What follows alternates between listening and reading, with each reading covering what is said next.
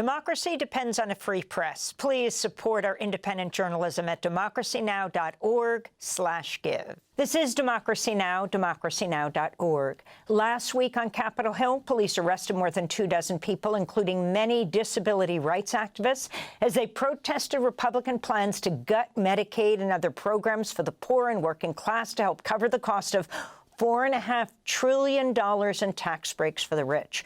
Protesters lined the halls outside a meeting of the House Energy and Commerce Committee, while inside, a demonstrator was led away by police after disrupting the hearing.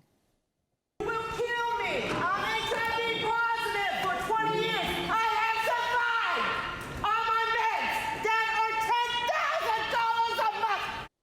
Security wheeled this protester in her wheelchair out of the congressional hearing. For more, I want to bring into this conversation Julie Farrar, an activist with ADAPT, a disability rights group, who joined some 90 people from her group in disrupting the congressional hearing over Trump's new proposed budget bill. Welcome to Democracy Now! Julie, first describe your gravest concerns right now as the House met through the night to try to get this bill passed. Well, I just want to say that it is an honor to be on with Reverend Barber and echo what he said. This big, beautiful bill for billionaires is going to kill people. We are putting, ADAPT has been around for 44 years,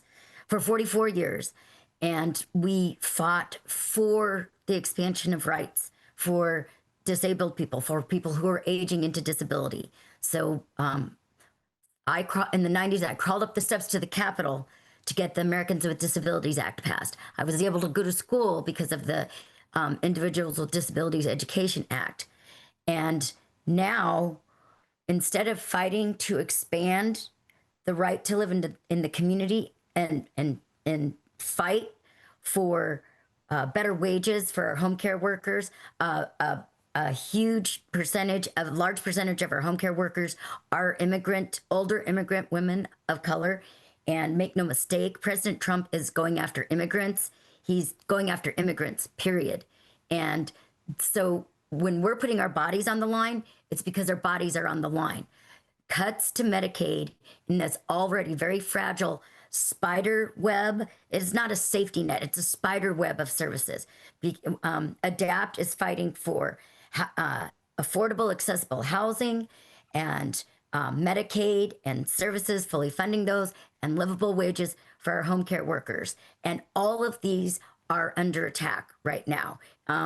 It's just appalling that they are literally stealing money from poor people's pockets to pay for billionaires' rockets. And Elon Musk is the largest recipient of welfare. Make no mistake. We have to rely on this very fragile web of services. So if our benefits are effective, our Social Security goes up by $6, then our rent can go up by $12, or we can lose the ability to live in low-income housing. We can lose Medicaid. With disabled people, we're putting our lives on the line because we know that our lives are on the line. There were 26 people in there that were arrested, and that woman was not with ADAPT, but she is now. She's from Ohio. We connected, and she's looking at starting an ADAPT chapter there. And we do believe that one of the tools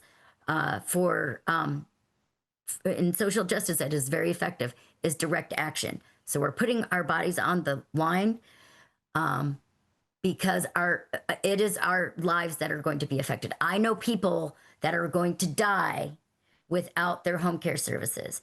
As this budget cuts Medicaid and puts caps on how much money can be spent, and then also punishes states that actually have been carrying the red states with the taxes that we pay, but punishing states that are states that will not implement these ridiculous immigration acts.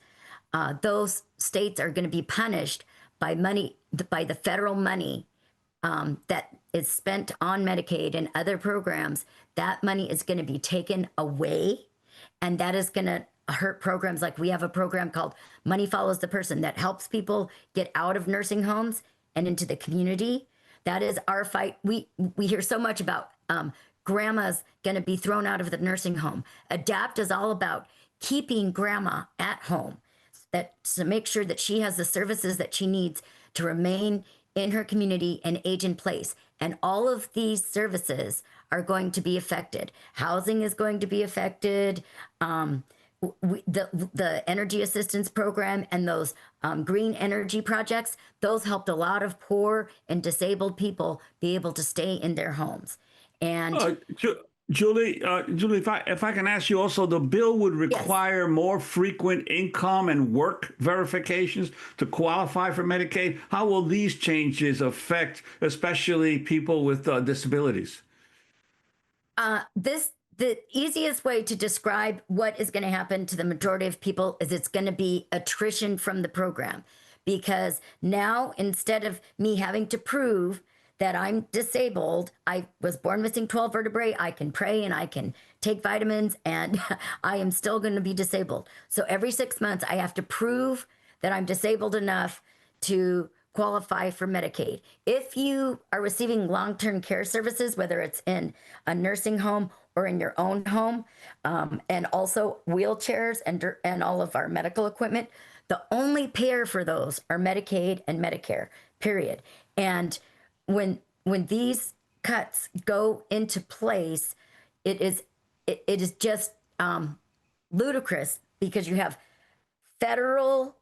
outdated federal computer systems, and then you have outdated state computer systems, and then you have outdated county computer systems, and they're going to have to communicate with each other, and they're not going to be able to, and people are going to fall off because they haven't qualified. They haven't turned in, their application hasn't been processed in a timely fashion. So there's going to be a lot of that is just attrition, but there is not a way for them to figure out who is on Medicaid. And if you're disabled, you have to have less than $2,000 in assets. So you have to be impoverished, but you're supposed to work.